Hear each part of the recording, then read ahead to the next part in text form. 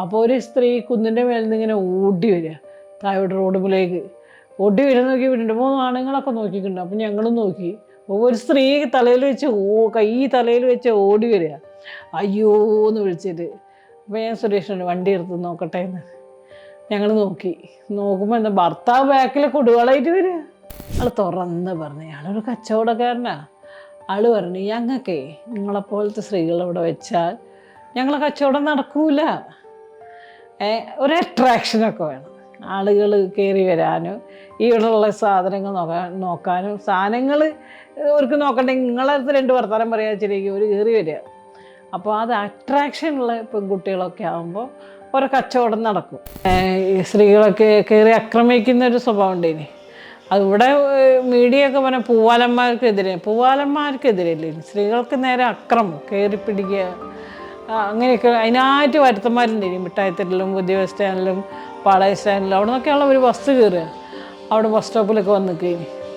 അത് ഞങ്ങൾ പല കേസും പോലീസിലൊക്കെ കൊടുത്ത് അവർ ഇത് ഇപ്പം എന്ത് പ്രശ്നം എന്നുള്ള രീതിയിൽ ചവറ്റുകൊട്ടയിലിട്ട് പിന്നെ ഞങ്ങൾ അങ്ങോട്ട് ഇറങ്ങി സ്ക്വാഡായിട്ട്.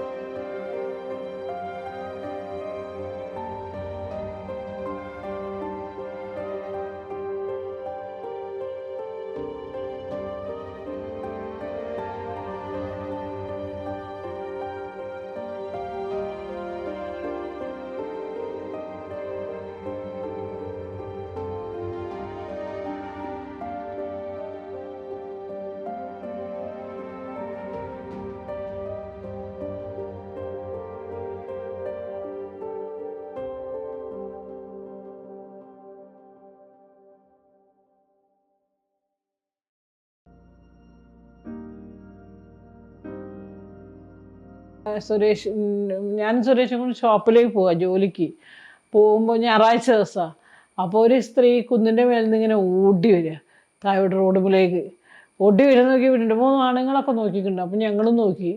ഒരു സ്ത്രീ തലയിൽ വെച്ച് കൈ തലയിൽ വെച്ച് ഓടി വരിക, അയ്യോ എന്ന് വിളിച്ചിട്ട്. അപ്പോൾ ഞാൻ സുരേഷിനോട് വണ്ടി എടുത്ത് നോക്കട്ടെ എന്ന്. ഞങ്ങൾ നോക്കുമ്പോൾ എന്താ ഭർത്താവ് ബാക്കിൽ കൊടുവാളായിട്ട് വരിക, യമന് വെട്ടായി. അപ്പോൾ ഞാൻ അയ്മൻ്റെ അടുത്തേക്ക് പോയി. ആളുടെ ഞങ്ങൾ പറഞ്ഞു, വെട്ട്, ധൈര്യമുണ്ട്, നിങ്ങളിവിടെ നിൽക്കി, ധൈര്യം ഉണ്ടോ അയാൾ വെട്ടട്ടെ. എന്നിട്ട് അയാൾ വെട്ടുന്നില്ല, അയാൾ യമനെ പേടിപ്പിക്കാനുള്ള ലക്ഷ്യമുള്ളൂ. അപ്പം ഞാൻ പോലീസിലേക്ക് വിളിക്കുന്ന സമയത്ത് ഗാർഹിക പീഡന ആക്ട് വന്നിട്ടേ ഉള്ളൂ. ഞാൻ അറിഞ്ഞിട്ടുമുണ്ട് ആ ആക്ടിൻ്റെ വന്നിട്ടുണ്ട്. അപ്പോൾ ഞാൻ പോലീസിലേക്ക് വിളിക്കുക. പോലീസ് സാധാരണ പറയുന്ന രീതിയിൽ പറയാം, അത് ഭാര്യയും ഭർത്താവല്ലേ. അപ്പം ഞാൻ പറഞ്ഞു, സാർ അറിഞ്ഞില്ലേ ഇങ്ങനെ ഒരു ആക്ട് വന്നിട്ടുണ്ടല്ലോ, അറിഞ്ഞില്ലേ, പോലീസുകാരൊന്നും ഇത് അറിഞ്ഞില്ലേ എന്ന് വെച്ച്. അപ്പോൾ എന്നോട് നിങ്ങളാരാ? ഞാൻ ആരോ ആട്ടെ, നിങ്ങൾ പെട്ടെന്ന് കാച്ചിലാട്ട് സ്കൂളിൻ്റെ അടുത്തേക്ക് എത്തണം, ഞാനിവിടെ ഉണ്ട്, ഇവർ ആശുപത്രിയിൽ കൊണ്ടുപോയിട്ട് ബാക്കി കാര്യം എന്ന് പറഞ്ഞ് ഒരു വരണ്ടി വന്നേ. കാരണം ഇവരിന് സാധാരണ നമ്മളിതൊന്നും അറിയില്ല ഭാവത്തിൽ ഒന്നും അറിയാണ്ട് പോലീസിനെ വിളിക്കുകയാണ്, പോലീസേ ഉള്ളൂ എന്ന രീതിയിൽ വിളിക്കുക എന്നുള്ള വിചാരമാണ്. അപ്പോൾ ഓരോ ഡിമാൻഡൊക്കെ അവർ വന്ന് ഒരു സ്ത്രീനെയും കൊണ്ട് ആശുപത്രിയിൽ പോയി അഡ്മിറ്റ് ചെയ്ത് പോലീസ് കേസ് ഫയൽ ചെയ്തതിന് ശേഷമാണ് ഞാൻ അവിടുന്ന് പോകുന്നത്. പിന്നെ ഒരാളുള്ളത് പരിഹരിക്കേണ്ടത് അങ്ങനെ. അപ്പോൾ ഈ തരത്തിലിപ്പോൾ ആ നിയമമൊക്കെ ഉള്ളത് ഒരുപാട്. അന്നൊക്കെ ഇതന്നെയായിരുന്നു, സ്ത്രീകളെ വീട്ടിൽ നിന്ന് ഓടിപ്പിക്കുക, ബഹളം ഉണ്ടാക്കുക, അടിക്കുക, ചോറും കറിയും പുറത്തേക്ക് വലിച്ചെറിയുക, അതൊക്കെ ആയിരുന്നു. ഈ ഗാർഹിക പീഡന ആക്ട് വന്നതിന് ശേഷം കുറച്ച് കുറഞ്ഞിട്ടുണ്ട്. ആണുങ്ങളൊക്കെ അറിയാൻ തുടങ്ങി, നിങ്ങളെ പുറത്താക്കിയിട്ട് ഇവർക്ക് അവിടെ താമസിക്കുക എന്നുള്ളതൊക്കെ ബോധം വന്നതിന് ശേഷം അയ്യോ നമുക്ക് വേറെ പോകാനുള്ളൊരു ബോധം വരൽ വന്ന് എത്ര വെള്ളം അടിച്ചാലും അപ്പോൾ ഒരു സ്വാഭാവികമായിട്ട് അടങ്ങും. അതിന് കുറേ മാറ്റങ്ങളൊക്കെ വന്നിട്ടുണ്ട്. അതിൻ്റെ ഇടയ്ക്ക് ഞാൻ പല ജോലി അന്വേഷിച്ച് പോയിട്ടുണ്ട്. അപ്പം ഞാനിങ്ങനെ കച്ചവടത്തിന് പറ്റുന്നൊരു ബോഡിയല്ലല്ലോ എനിക്ക്, ഒരു ആകർഷണമൊന്നും ഇല്ലല്ലോ. അന്നേരം അങ്ങനെ തന്നെ പറയുന്നതെന്ന് വെച്ചാൽ ഞാൻ അനുഭവം കൊണ്ട് പറയാം. കാരണം പേപ്പറിൽ ഇങ്ങനെ ഉണ്ടായി, ഒരു ഫാൻസി കടയിലേക്ക് ഒരു സെയിൽസ് വുമൻസിന് ആവശ്യമുണ്ട്. അപ്പോൾ ഞാൻ അമ്മേനോട് പറഞ്ഞു ഇങ്ങനെ ഉണ്ട്, ഫയർ സർവീസിൻ്റെ അടുത്താണ്, ബീച്ച് ഭാഗത്താണ്, നമുക്കൊന്ന് പോയി വയ്ക്കാമല്ലോ എന്ന് ചോദിച്ചു. അപ്പോൾ അമ്മയും ഞാനും പോവുക. ഞാൻ സത്യത്തിൽ എനിക്കറിയാം നമ്മൾ വൃത്തിയിലായിരിക്കണം. ഞാൻ വൃത്തിയിൽ പോവുക, അടിപൊളി പാവാടിയും ബ്ലൗസൊക്കെ ഇട്ടിട്ട് പോവുക. അങ്ങനെ പോയി. അപ്പോൾ അയാൾ കുറച്ച് നേരമൊക്കെ എന്നോട് വർത്താനം പറഞ്ഞേ, ആൾ തുറന്ന് പറഞ്ഞു, അയാളൊരു കച്ചവടക്കാരനാണ്. ആൾ പറഞ്ഞു ഞങ്ങൾക്കേ നിങ്ങളെപ്പോലത്തെ സ്ത്രീകളിവിടെ വെച്ചാൽ ഞങ്ങളെ കച്ചവടം നടക്കൂല. ഒരു അട്രാക്ഷനൊക്കെ വേണം, ആളുകൾ കയറി വരാനും ഇവിടെയുള്ള സാധനങ്ങൾ നോക്കാനും സാധനങ്ങൾ അവർക്ക് നോക്കണ്ടെങ്കിൽ നിങ്ങളടുത്ത് 2 വർത്താനം പറയാൻ വെച്ചിരിക്കും ഒരു കയറി വരിക. അപ്പോൾ അത് അട്രാക്ഷനുള്ള പെൺകുട്ടികളൊക്കെ ആകുമ്പോൾ ഓരോ കച്ചവടം നടക്കും. അവൻ കച്ചവടക്കാരനാണ്, ഞാനൊന്നും പറഞ്ഞില്ല. ശരിയായിരിക്കാം, കച്ചവടമല്ലേ, ഒരു ഓരോ മുതലുണ്ടാവുക അല്ലെങ്കിൽ ലാഭം ഉണ്ടാവുക, ആ രീതിയിലല്ലേ. മുതലും ലാഭമൊക്കെ വിറ്റഴിക്കണമെങ്കിൽ ഒരു സുന്ദരിയായ ഒരു പെൺകുട്ടീനെ അവിടെ കിട്ടണം. അപ്പം ഞാനതിന് അർഹതയല്ല എന്ന് തോന്നി. അപ്പം ഞാൻ അമ്മമ്പൂ പോവാം. ആ പോക്ക് ഒരു വരവിലായി ഞാൻ മനസ്സിലാലോചിച്ച്, ഞാൻ കച്ചവട രംഗത്ത് അവർക്ക് കച്ചവടം ചെയ്യാൻ ഞാൻ എന്തായാലും അവർക്ക് പറ്റൂല. അപ്പോൾ അതുകൊണ്ട് ഞാൻ സ്വയം തൊഴിൽ പഠിക്കുക. അങ്ങനെയാണ് ഞാൻ തുന്നൽ പഠിച്ച് ടൈലർ ഷോപ്പിട്ട് ടൈലറായി മാറി. അതിന് സൗന്ദര്യം നോക്കില്ല, നമ്മൾക്കടുത്ത് അടിക്കാൻ തന്നാൽ നമ്മളത് വളരെ പെർഫെക്റ്റായിട്ട് അടിച്ച് കൊടുത്താൽ മതി, വേറെ ഒന്നുമില്ല. അങ്ങനെ ഞാൻ മിഠായി തെരുവിൽ ഒരു ഷോപ്പിട്ട്, ആദ്യം ചേച്ചി ഫ്ലൈ ഓവർന്നായ ചേച്ചി മഴ സമയത്തിലുണ്ട്. പിന്നെ അതൊക്കെ ഞങ്ങൾ കടമൊക്കെ കാരണം പൂട്ടിയപ്പോൾ ഞങ്ങൾ മിഠായി തെരുവിൽ ക്വാർട്ടർ റോഡിലൊരു ഷോപ്പിടുക 1994. അന്ന് എനിക്കൊരു 23-24 വയസ്സൊക്കെ ആയിട്ടുണ്ടാവും. കുറേ സ്ത്രീകളുണ്ട്, ഒരു 10ഓളം സ്ത്രീകളും ഞാനും കൂടിയാണ് നടത്തുന്നത്. സ്ത്രീകൾ ഒരാൾ തയ്ക്കൂ, 4ആളോ 5ആളോ തയ്ക്കുന്നുണ്ട്, 2 ആൾ ചില്ലറപ്പണിക്കുണ്ട്, 2 ആൾ കട്ടറുണ്ട്. അങ്ങനെ ഒരു 10ഓളം സ്ത്രീകൾ ജീവിച്ചു പോകുന്നുണ്ട്. അങ്ങനെ ജീവിക്കുമ്പോഴാണ് അവിടെയും പെണ്ണായതുകൊണ്ടുള്ള ഒരുപാട് ബുദ്ധിമുട്ടുണ്ട്. ബുദ്ധിമുട്ട് വെച്ചാൽ ടോയ്ലറ്റ് ഇല്ല, ഇങ്ങനത്തെ കുറേ പ്രശ്നം. അതും അധ്വാനത്തിന് മൂല്യമില്ല. അന്നൊക്കെ നമ്മൾ ജെൻസ് കടയിൽ ഇപ്പോൾ നിങ്ങൾ ഒരു ഷർട്ട് അടിക്കാൻ കൊടുത്താൽ നിങ്ങൾ എത്ര കൂലി എന്നൊന്നും നിങ്ങൾ ചോദിക്കില്ല, ബില്ലാക്കി ബില്ലും കൊണ്ടുകൊണ്ട് പോരും. വേറെ ലേഡീസിനാണെങ്കിൽ എത്ര ഞങ്ങൾ ബ്ലൗസ് അടിച്ചാൽ എത്ര കൂലി, ചുരിദാർ അടിച്ചാൽ എത്ര കൂലി, നടന്ന് ചോദിക്കൂ. ഇതിനെവിടെയാണ് ഏറ്റവും കുറവ് വെച്ചാൽ അവിടെ തരും. അത്ര മതി പെണ്ണുങ്ങൾക്ക് എന്നുള്ളൊരു ഭാവമാണ് സമൂഹത്തിന്. ഓർക്കിപ്പോൾ എന്താ കുടുംബം നോക്കേണ്ട ഓരല്ലല്ലോ എന്നൊക്കെയുള്ള വിചാരമാണ്. പക്ഷേ എന്താ പറയുക, അടിവരട്ട് ഞാൻ പറയാം, കുടുംബം നോക്കുന്നത് ഈ അധ്വാനിക്കുന്ന സ്ത്രീകളാണ്. ഞങ്ങളെ അസംഘടിത അല്ലെങ്കിൽ താഴെത്തട്ടിലെ സ്ത്രീകൾ ആണ് ഓരോരുത്തരുടെ കുടുംബവും കുട്ടികളും ഒക്കെ നയിക്കുന്നത് സ്ത്രീകളാണ്. പുരുഷന്മാർ ഓരോ വിനോദം ഒക്കെ കഴിഞ്ഞിട്ടുള്ള ബാക്കി പൈസ ഇവിടെ കൊണ്ടു കൊടുക്കും. പിന്നെ നിങ്ങൾ എന്തുണ്ടാക്കിയാലും വേണ്ടില്ല, എന്തൊക്കെ ചെയ്താലും വേണ്ടില്ല. അങ്ങനെയാണ്, നിങ്ങൾ ഉപ്പ് വാങ്ങിയാലും വേണ്ടില്ല, മുളക് വാങ്ങിയാലും വേണ്ടില്ല. ഇവിടെ ചായക്ക് രാവിലെ പോകുമ്പോൾ കൊടുക്കണം, പിന്നെ കുട്ടികൾക്കും കൊടുക്കണം, മൂപ്പർക്കും കൊടുക്കണം. പിന്നെ ഉച്ചയ്ക്ക് ചോറ് നമ്മൾ ടിഫിനാക്കി കൊടുക്കണം, കുട്ടികൾക്കും കൊടുക്കണം, മൂപ്പർക്കും കൊടുക്കണം. വൈകുന്നേരം വരുമ്പോൾ ഇതേപോലെ ഭക്ഷണമൊക്കെ നമ്മൾ റെഡിയാക്കി വെക്കണം. ജോലിക്ക് പോവുകയാണെങ്കിലും നമ്മൾ മേശപ്പുറത്ത് റെഡിയാക്കി വെക്കണം. ആ ഉത്തരവാദിത്വം മൊത്തം നമുക്കാണ്. അപ്പോൾ അതിന് ഞങ്ങൾ പിന്നെ ഉപ്പുണ്ടെങ്കിൽ പഞ്ചസാര ഉണ്ടെങ്കിൽ ചായപ്പൊടി ഉണ്ടാവില്ല, ഉപ്പുണ്ടെങ്കിൽ മഞ്ഞൾ ഉണ്ടാവില്ല, മുളകുണ്ടെങ്കിൽ മല്ലിപ്പൊടി ഉണ്ടാവില്ല. ഇങ്ങനെയാകുമ്പോൾ ഈ കാര്യം നികത്തി കൊണ്ടുപോകും ഞങ്ങളാണ്. ഞങ്ങൾക്ക് കൂടി വരുമാനം ഉണ്ടാകുമ്പോൾ ഞങ്ങളാണ്. അപ്പോൾ അത്തരം കാര്യത്തിൽ നോക്കുമ്പോൾ അവർ അധ്വാനിച്ച് കൊണ്ടുവരുന്ന പൈസയും ഞങ്ങളെ പൈസയും കൂട്ടിയാലേ ഉള്ളൂ ഒരു കുടുംബം മുന്നോട്ട് പോകുന്നുണ്ടോ. ബാലവേല നിരോധിച്ചവരാണ് പിള്ളേർക്കിപ്പോൾ വിദ്യാഭ്യാസം എന്ന സാധനം ഏറ്റവും കൂടുതൽ ഇത് കിട്ടിയത്. പിന്നെ കുട്ടികൾ പഠിക്കട്ടെ, ഏറ്റവും ബാലവേല നിരോധിച്ചില്ലെന്നും വിദ്യാഭ്യാസം കിട്ടൂല. കുട്ടികളൊക്കെ ഇന്നും ജോലി എന്നിട്ടിങ്ങനെ കല്ല് കടത്താനും ഒക്കെ പോകുന്നുണ്ടാവും, ഹോട്ടൽ പണിക്കും ഒക്കെ പോകുന്നുണ്ടാവും. ബാലവേല നിരോധിച്ചതുകൊണ്ടാണ് പിള്ളേർ പഠിക്കാനും അവർക്ക് ആ ലെവലിലൊരു വൈറ്റ് കോളർ ജോബ് തിരഞ്ഞു പോകുന്നൊരവസ്ഥയൊക്കെ ഉണ്ടായത്. ഏതായാലും കുഴപ്പമില്ല, എല്ലാവർക്കും ഒരു വരുമാനം കിട്ടുന്ന ജോലിക്ക് സാഹചര്യം ഇവിടെ ഉണ്ടല്ലോ. അങ്ങനെ പിന്നെ എന്താ പറയുക, സ്ത്രീകൾ എന്ന രീതിയിൽ ഒരു രണ്ടാംകിടം ജോലിയിലായാലും കൂലിയിലായാലും നമ്മളെ ജോലി എടുക്കുന്ന സാഹചര്യത്തിലായാലും ഒക്കെ തന്നെ രണ്ടാം തരം. അതെന്തുകൊണ്ടാണ്? എങ്ങനെ ഞങ്ങൾ ചർച്ച ചെയ്യും കേട്ടോ. പിന്നെ ഞങ്ങളെല്ലാവരും ഷോപ്പിലിരുന്ന് ചർച്ച ചെയ്യും. പുറത്തേക്ക് പോകുമ്പോൾ ഞങ്ങൾ പുറത്തുനിന്ന് കാണുമ്പോഴും ചർച്ച ചെയ്യും. എവിടെ ഞങ്ങൾ പരസ്പരം നാലാൾ കാണുന്നത് ഞങ്ങൾ ചർച്ചയാണ്. അങ്ങനെയാണ് ടോയ്ലറ്റ് പ്രശ്നമൊക്കെ ഉണ്ടായത്. അങ്ങനെ ഞങ്ങൾ ഹോട്ടലിൽ പോയി ചായ കുടിച്ചിട്ടാണ് ഹോട്ടലിൽ പോകാൻ പറ്റുള്ളൂ. എന്നാൽ കൂലി വളരെ കുറവാണ്. കൂലി പെണ്ണുങ്ങൾക്ക് കൂലി പറയുമൊന്നുമില്ലല്ലോ, ആണുങ്ങൾക്ക് പറയും. മിനിമം കൂലി ഇത്ര തരും എന്നുള്ളത് മുതലാളിമാരെ വായിന്ന് വരൂലായിരുന്നു അന്ന് 2010 അപ്പോൾ നമ്മളോടൊക്കെ പറയുന്നേ, നമുക്ക് സ്ത്രീകളായിട്ടൊക്കെ ഒരുപാട് ബന്ധമുള്ളതുണ്ട്, അറിയുന്നുമുണ്ട്. പറയും പിന്നെ ഞങ്ങൾക്ക് ഇവിടെ ഷോപ്പിലേക്ക് ഒരു 2-3 സ്ത്രീകളെ വേണം. അപ്പം ഞാൻ ചെയ്യുന്നത് ഇവിടെ എത്രയുള്ള ആണുങ്ങളുണ്ട് ഇനി അന്നേരം അവിടെയൊക്കെ. ഓരോടെ പോയി ഓരോക്കെ വാർക്കപ്പണിക്ക് പോയി രാവിലെ പോയാൽ 8 മണിക്ക് പോയാൽ 3 മണിയൊക്കെ ആകുമ്പോഴത്തേക്ക് ഓരോ വയസ്സമായി ഓരോ വീട്ടിലെത്താം. ഓരോ ജീവിതം അവർക്ക് എൻജോയ് ജീവിക്കാം. സമയം എത്രയുണ്ട് പിന്നെ.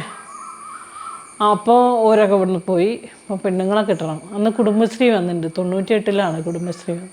അതിന് ശേഷമാണ് ഈ ചോദ്യങ്ങളൊക്കെ വന്നത്. അങ്ങനെ പെണ്ണുങ്ങൾ വരാൻ തുടങ്ങി. എന്ത് കൂലി കൊടുക്കുമെന്ന് ചോദിക്കുമ്പോൾ ഓരോ പെർഫോമൻസ് കാണട്ടെ എന്ന്.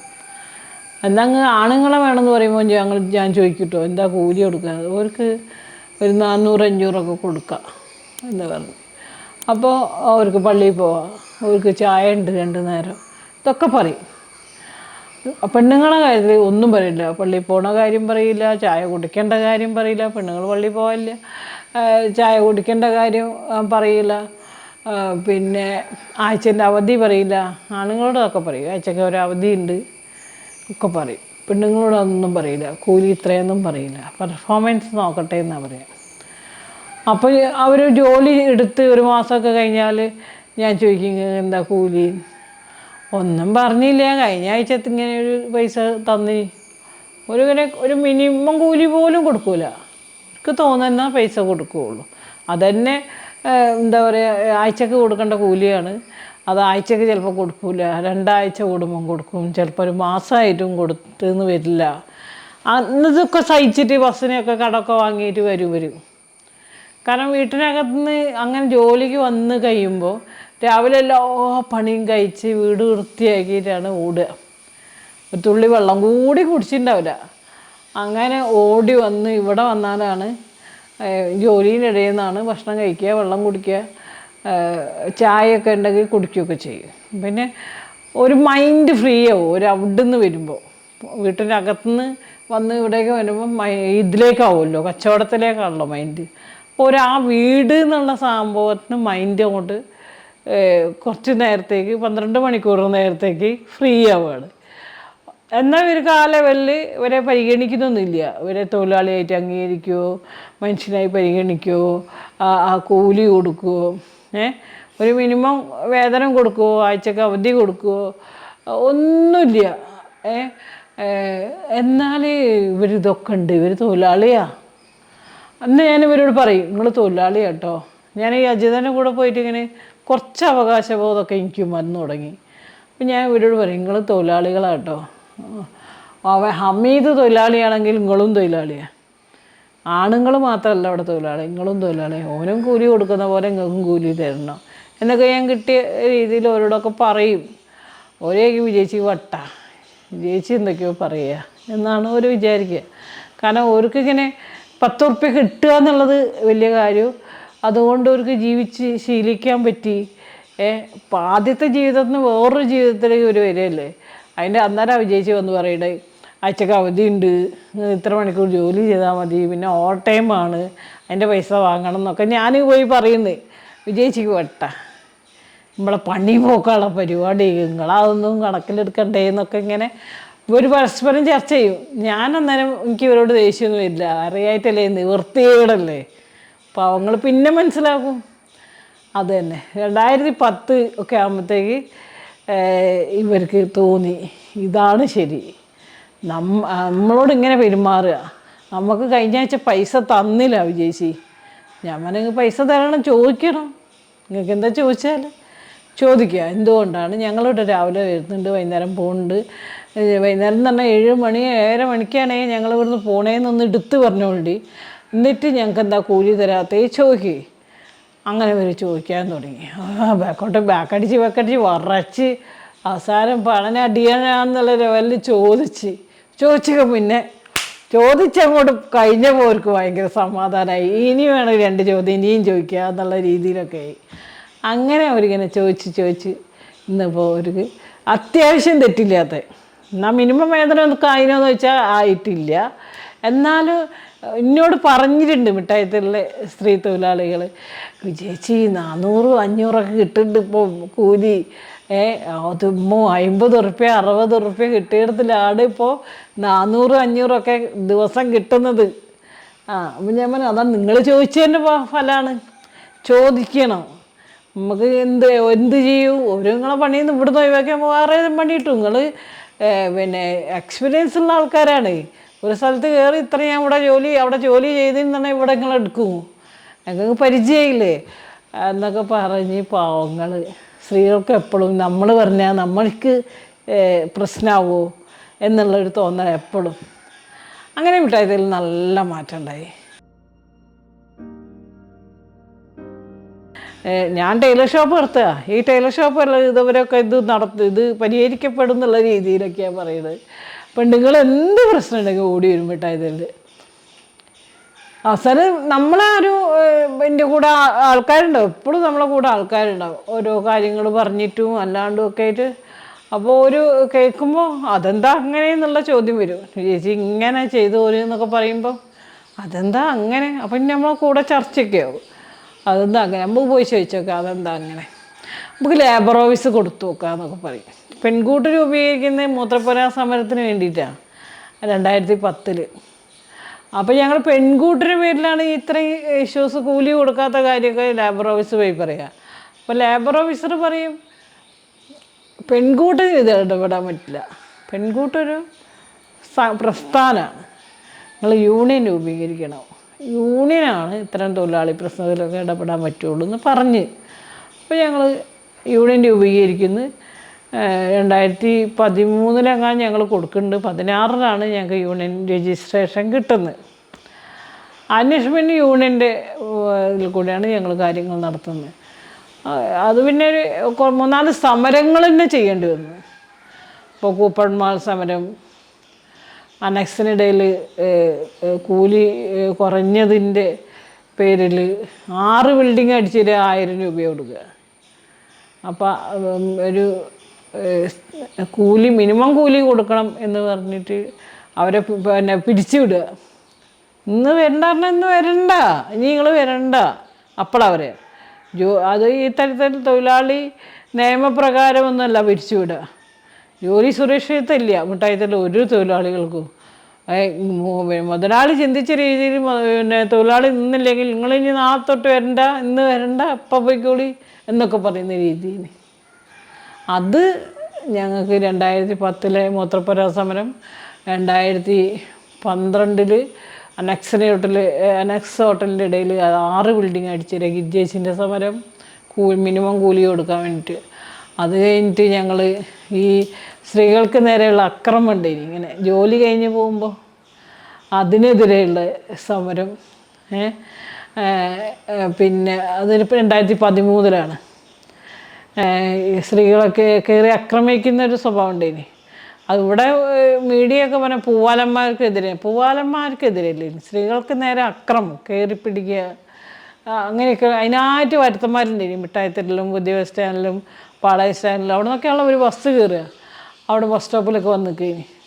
അത് ഞങ്ങൾ പല കേസും പോലീസിലൊക്കെ കൊടുത്ത്. അവർ ഇത് ഇപ്പോൾ എന്ത് പ്രശ്നം എന്നുള്ള രീതിയിൽ ചവറ്റുകൊട്ടയിലിട്ട് പിന്നെ ഞങ്ങൾ അവിടെ ഇറങ്ങി സ്ക്വാഡായിട്ട്. ഞങ്ങൾ ഇങ്ങനെ ജോലി കഴിഞ്ഞ് പോകുന്ന ആൾക്കാരെ ആക്രമിക്കുമ്പോൾ ഞങ്ങൾ ഇടപെടും, അടി ഇങ്ങനെ കൊടുക്കും ഞങ്ങൾ.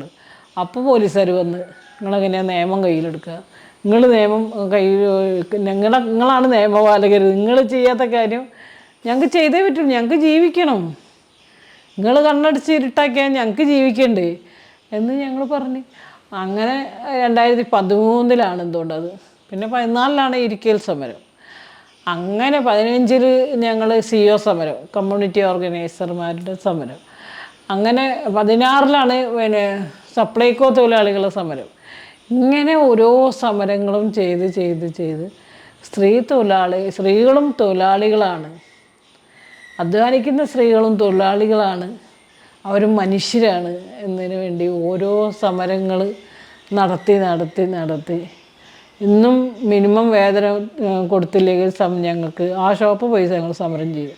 ഒരു തൊഴിലാളിനെ മുന്നറിയിപ്പില്ലാതെ പിരിച്ചു വിട്ടാൽ അവിടെ പോയി ഞങ്ങൾ തീർപ്പാക്കിയിട്ടേ ഞങ്ങൾ അവിടെ നിന്ന് ഇറങ്ങി പോരുള്ളൂ. അതേപോലെ അനാവശ്യമായിട്ട് തൊഴിലാളികളെ ആ തരത്തിൽ ചൂഷണം ചെയ്യുമോ അല്ലെങ്കിൽ അവരെ ജോലിയിൽ നിന്ന് പുറത്താക്കുമോ ഒക്കെ ചെയ്ത് ഞങ്ങൾ ഇടപെടും. കോഴിക്കോട് ഞങ്ങളുണ്ട്. പിന്നെ അവർ 10-20 കൊല്ലമൊക്കെ ജോലി ചെയ്തിട്ട് ഞങ്ങൾ പൂട്ടാൻ പോവാണേ, നിങ്ങൾ ജോലി വേറെ നോക്കിക്കോളേ, ഞങ്ങൾ പൂട്ടേ, ഞങ്ങൾ 31-ാം തീയതി പൂട്ടേ എന്നൊക്കെ പറയും. ഇവരെങ്ങനെ ജോലി പിരിച്ചുവിടാൻ ഭീഷണിയാണത്. പിരിച്ചുവിടുമ്പം പാലിക്കേണ്ട കാര്യങ്ങളൊക്കെ ലേബർ റൂൾസിൽ നിയമബുക്കിലുണ്ട്. അത് ഈ മുതലാളി പാലിക്കേണ്ട കാര്യങ്ങളാണ്. മുതലാളിയെ കൊണ്ട് നിർബന്ധമായി പാലിപ്പിക്കേണ്ടതാണ് ലേബർ ഓഫീസർമാർ. പിന്നെ നമുക്ക് ലേബർ ഓഫീസർമാരെ കരവോ ചെയ്തിട്ടുണ്ട്. ഞങ്ങൾ ഇരിക്കൽ നിയമം സർക്കാർ ഉണ്ടാക്കിയിട്ട് അത് നടപ്പിലാക്കേണ്ടത് ഇവിടുത്തെ ഓഫീസർമാരാണ്. അവർ അയ്യോ ഞങ്ങൾ പോയലുണ്ട്, അങ്ങനെ ചെയ്യലുണ്ട്, ഇങ്ങനെ ചെയ്യലുണ്ട് എന്നൊക്കെ പറഞ്ഞാൽ ഒരു ഉദ്യോഗസ്ഥന്മാർ കളിക്കാൻ തുടങ്ങിയപ്പോൾ അവരെ കരവോ ചെയ്തിട്ടുണ്ട് ഞങ്ങൾ തൊഴിലാളികൾ. കാരണം നിയമം കൊണ്ടുവരിക എന്നുള്ളതാണ് സർക്കാരും ചെയ്യാൻ പറ്റുക. പിന്നെ നടപ്പിലാക്കേണ്ടതിന് ഉദ്യോഗസ്ഥന്മാരിവിടെ എൻഫോഴ്സ്മെൻറ്റ് ഉദ്യോഗസ്ഥൻ എന്നൊക്കെ പറഞ്ഞ് പല പോസ്റ്റും കൊടുത്ത ഉദ്യോഗസ്ഥന്മാരുണ്ട്. അവർ ഈ തരത്തിൽ ഇപ്പുറത്ത് കൂടെ വന്ന് ഇപ്പുറത്ത് കൂടെ ഓരോ ഭാഗം നിന്നാൽ, മുതലാളിയെ സംരക്ഷിക്കാൻ നിന്നാൽ നമുക്കത് വാങ്ങണം. നമുക്ക് ആയിട്ട് സർക്കാർ ഉണ്ടാക്കിയതാണ്, നമുക്കതിൽ പങ്കാളിയാവണം എന്ന് തന്നെയാണ് തൊഴിലാളികൾ പറഞ്ഞത്. അതുകൊണ്ട് ഞങ്ങൾക്ക് ഇരിക്കാനുള്ള സാഹചര്യം ഉണ്ടാക്കി തരണം എന്ന് പറഞ്ഞ് ഞങ്ങൾ എൻഫോഴ്സ്മെൻറ്റ് ഓഫീസറെ ഘെരാവ് ചെയ്തിട്ടുണ്ട്. അതിന് ശേഷം ഒരു അസിസ്റ്റൻറ്റ് ലേബർ കമ്മീഷണർ ഇടപെട്ടിട്ട് നാളെയും പറഞ്ഞാൽ നമുക്ക് പിന്നെ അന്വേഷണത്തിന് പോവാം, സ്ക്വാഡ് വർക്ക് നടത്താം, ഏതൊക്കെ ഷോപ്പാണ് നിങ്ങൾ പറയുന്നുണ്ട്, ഞങ്ങൾ ലിസ്റ്റ് കൊടുക്കുക, ഇന്ന ഷോപ്പ് കോഴിക്കോടല്ലേ ഞങ്ങൾക്ക് അറിയാൻ പറ്റുള്ളൂ, കോഴിക്കോട് നഗരത്തിലല്ലേ ഞങ്ങൾക്ക് അറിയാൻ പറ്റുള്ളൂ. അത് ഞങ്ങൾ പറഞ്ഞു. അവിടുന്ന് ആ പരാതി ഞങ്ങൾക്ക് വരുന്നത്. കാരണം ഞങ്ങൾ അവിടെ ഉള്ളവർക്ക് അറിയാം, തൊഴിലാളികൾക്ക് അറിയുന്നത് കൊണ്ട് ഞങ്ങളടുത്ത് വന്ന് പറയുന്നത് കൊണ്ട് ഞങ്ങൾ ഇടപെടും. അല്ലാതെ കേരളം ഒട്ടുക്കൊന്നും ഞങ്ങൾക്ക് പോകാൻ പറ്റില്ല. ഞങ്ങൾ ചെറിയൊരു സംഘടനയല്ലേ. അത് നടപ്പിലാക്കാൻ സർക്കാർ ഉത്തരവ് ഇട്ടിട്ടുമുണ്ട്. പക്ഷെ നടപ്പിലാകാത്തത് ഉദ്യോഗസ്ഥന്മാരെ കളിയാണ്. അപ്പോൾ അത് അവരും ഭയങ്കര സംഘടിതരാണല്ലോ ആ തരത്തിൽ. അപ്പോൾ ഞങ്ങൾക്ക് കോഴിക്കോട് നമുക്കത് ഇപ്പോൾ സമ്മതിച്ചില്ല. ഞങ്ങൾ നിർബന്ധമായിട്ട് ഇവിടെ നടപ്പിലാക്കണം തന്നെയാണ് ഞങ്ങൾ പറഞ്ഞത്. അതുകൊണ്ട് പല ഷോപ്പിലും ഇരിക്കാൻ പറ്റുന്നുണ്ട് തന്നെയാണ് ഞങ്ങളെ മെമ്പർമാരൊക്കെ പറയുക. അതിനൊന്നും തടയലില്ല. പിന്നെ കാല് കുഴങ്ങുമ്പോൾ ഞങ്ങൾ പോയിട്ട് ഇരിക്കലുണ്ട്. കച്ചവടം ഞങ്ങൾ മുട്ടിക്കലില്ല.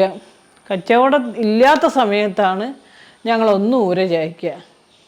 എന്ന് കച്ചവടം നടന്നാലേ അവർക്കും 10 രൂപ കിട്ടുകയുള്ളൂ. കൂലിയും കിട്ടും. മുതലാളിയും പിന്നെ തൊഴിലാളികളോട് നമ്മളൊക്കെ എപ്പോഴും പറയും, നമ്മളും കൂടി മെനക്കെട്ടാലേ നമുക്ക് നമ്മളെ വരുമാനം എല്ലാം ഉണ്ടാക്കാൻ പറ്റുള്ളൂ. തൊഴിലാളികൾ ചെയ്യേണ്ട ഉത്തരവാദിത്വം തൊഴിലാളികൾ ചെയ്യുക, മുതലാളിമാരത് നമുക്കതിൻ്റെ തരിക, കൂലിയും കാര്യങ്ങളൊക്കെ തരിക. അപ്പോൾ ഓർക്ക് മുതലല്ലേ, അധ്വാനം നമ്മളല്ലേ, അധ്വാനിക്കുന്നത് നമ്മളാണ് സംഘടിതരെന്നൊക്കെ ഞങ്ങൾ കാര്യങ്ങളൊക്കെ പറയും. ഇവർക്ക് ബോധ്യപ്പെടുത്തി കൊടുക്കും. ഒന്നുമില്ല, അറിയില്ലേ, ഞങ്ങൾ സ്ത്രീകളാണ്, ഞങ്ങളിതൊക്കെ അനുഭവിക്കേണ്ട ആൾക്കാരാണെന്നുള്ള ബോധേനി. അതിൽ നിന്ന് അവർക്ക് ഇങ്ങനെ സഹിക്കുന്നതെന്ന് അവകാശബോധം ഉണ്ടാക്കി കൊടുക്കാൻ ഞങ്ങൾക്ക് പറ്റിയിട്ടുണ്ട്. ഇതൊക്കെ ഞങ്ങളെ അവകാശമാണ് എന്ന് പറയാം. ആ രീതിയിൽ നല്ല മാറ്റങ്ങളൊക്കെ ഉണ്ട്. ഇന്ന് കോഴിക്കോട് നഗരത്തിൽ ടെക്സ്റ്റൈൽ മേഖലയിലായാലും അസംഘടിത മേഖലാ തൊഴിലാളികളായാലും ആ തരത്തിൽ എന്തെങ്കിലും അനീതി നടന്നാൽ ഇപ്പോൾ ഒരു ഫോൺ ഇവിടെ അല്ലെങ്കിൽ ഓഫീസിലേക്ക് ആൾക്കാർ വരും,